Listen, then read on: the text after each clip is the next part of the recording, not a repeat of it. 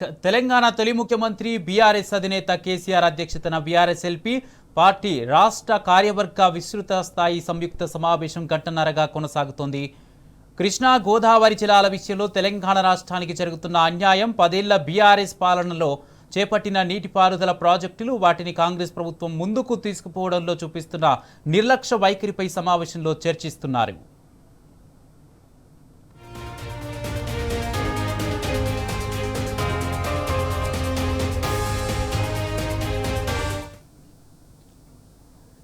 గంటన్నరగా తెలంగాణ భవన్లో BRS LP meeting కొనసాగుతుంది. ఇదే అంశానికి సంబంధించి పూర్తి అప్డేట్స్ మా ప్రతినిధి లివిల్ లైట్ ద్వారా అందజేస్తారు. లివిల్, ప్రధానంగా బీఆర్ఎస్ ఎల్పీ మీటింగ్లో ప్రధానంగా ఏ అంశాలపై చర్చ జరుగుతోంది, ఎలాంటి నిర్ణయాలు తీసుకునే అవకాశం ఉంది, కార్యవర్గ విషయంలో దానికి సంబంధించి ఎలాంటి నిర్ణయం ఉండే అవకాశం ఉంది?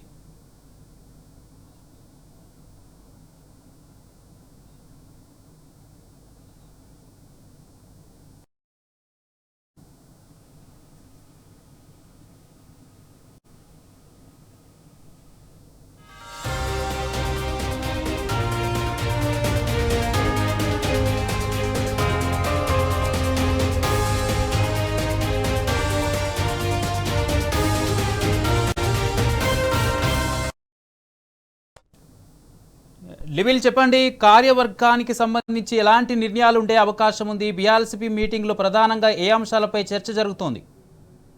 దాదాపు 2 గంటలు కావస్తుంది. బీఆర్ఎస్ అధినేత కేసీఆర్ అధ్యక్షతన సమావేశం కొనసాగుతుంది. ప్రధానంగా రాష్ట్రంలో కాంగ్రెస్ ప్రభుత్వం 2 సంవత్సరాల వైఫల్యాలను, నీటి కేటాయింపులో రాష్ట్ర ప్రభుత్వం తీసుకున్న నిర్ణయాలను, ఇవాళ ఏపీ జలదోపిడిపైనే ప్రధాన చర్చ జరుగుతున్నట్టు తెలుస్తుంది. ప్రధానంగా ఇవాళ ఏపీ ప్రభుత్వం 2 సంవత్సరాల్లో జలదోపిడీ చేస్తూనే ఉన్న రాష్ట్ర ప్రభుత్వం నిమ్మకు నీరెత్తినట్టు వివరిస్తుంది. పాలమూరు రంగారెడ్డి మొదలుకొని అటు గోదావరి బేసిన్లో కూడా ఇదే తరహా జలదోపిడీకి ఏపీ ప్రభుత్వం శ్రీకారం చుట్టి రాష్ట్ర ప్రభుత్వం మాత్రం నోరు మెదపడం లేదు. దీనిపైనే ప్రధాన ఫోకస్ చేస్తున్నారు బీఆర్ఎస్ అధినేత కేసీఆర్. వాళ్ళ జల కేటాయింపుల్లో, నీటి కేటాయింపుల్లో రాష్ట్ర ప్రభుత్వం వాటాను కోల్పోతుంది. రాష్ట్ర ప్రభుత్వం నీటి కేటాయింపుల వాటాలు సాధించడంలో పూర్తిగా వైఫల్యం చెందింది, పూర్తిగా విఫలమైంది. కనుక ఖచ్చితంగా ఒక ఉద్యమానికి శ్రీకారం చుట్టాలే, అదే జలసాధన ఉద్యమం చేయాలి మళ్ళీ అంటూ కూడా బీఆర్ఎస్ అధినేత కేసీఆర్ దిశానిర్దేశం చేస్తున్నారు. వాళ్ళ పాలమూరు రంగారెడ్డిలో ప్రధానంగా మహబూబ్ నగర్, రంగారెడ్డి, నల్గొండ జిల్లాలకు సంబంధించిన నీటి వాటాలకు సంబంధించి పెద్ద ఎత్తున నష్టపోతున్నారు. రైతాంగానికి తీవ్ర నష్టం వాటిల్లుతుంది.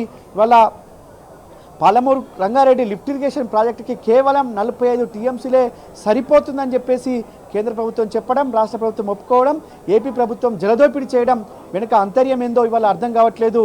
పూర్తిగా వాళ్ళ కాంగ్రెస్ ప్రభుత్వం ఎందుకు మౌనంగా ఉంది, ఎవరి స్వలాభం కోసం మౌనంగా ఉంది చెప్పాల్సిన అవసరం ఉంది. ఇవాళ తెలంగాణ ప్రజలకు తెలియాల్సిన అవసరం ఉంది.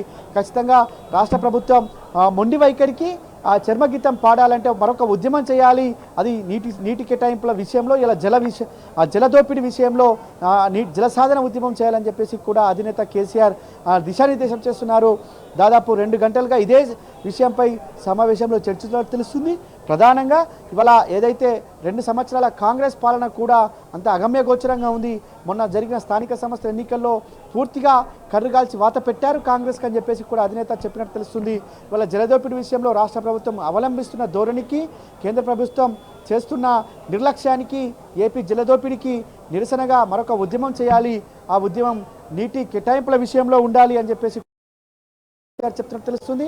అంతేకాకుండా ఇవాళ ప్రధానంగా పాలమూరు రంగారెడ్డి పూర్తిగా పడావు పెట్టడం లక్ష్యంగా ఇలా కాంగ్రెస్ ప్రభుత్వం చేస్తుంది. కాంగ్రెస్ ప్రభుత్వం మోసాలకు చర్మమీతంగా ఆడాలంటే బీఆర్ఎస్ పార్టీ ఒక పోరాటం చేయాల్సిన అవసరం ఉంది.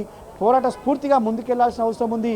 ఇవాళ కాంగ్రెస్ ప్రభుత్వం ధరాఘాతాలకు కాంగ్రెస్ ప్రభుత్వం ఆనాడు ఉమ్మడి రాష్ట్రంలో ఏ విధంగా అయితే జలదోపిడీ చేస్తుంటే తెలంగాణ కాంగ్రెస్ నాయకులు ఆనాడు కూడా ఇదే విధంగా మౌనం పాటించారు. ఇవాళ మళ్ళీ ఏపీ జలదోపిడీ చేస్తుంటే ఇవాళ తెలంగాణ కాంగ్రెస్ ఇక్కడ ప్రభుత్వం ఉంది, ప్రభుత్వం కూడా ఏం చేయలేని పరిస్థితి. అంటే ఇవాళ మళ్ళీ పాలమూరు రంగారెడ్డి ద్వారా పనాలను ఇవాళ తెలంగాణ ప్రజల నీటి వాటాను తాకట్టు పెడుతున్నారు ఏపీకి. ఇవాళ తెలంగాణ రైతులకు శాపంగా మారుతుంది కాంగ్రెస్ ప్రభుత్వం నిర్ణయం. ఇవాళ నదుల అనుసంధానం పేరుతో పెద్ద ఎత్తున కుట్రలు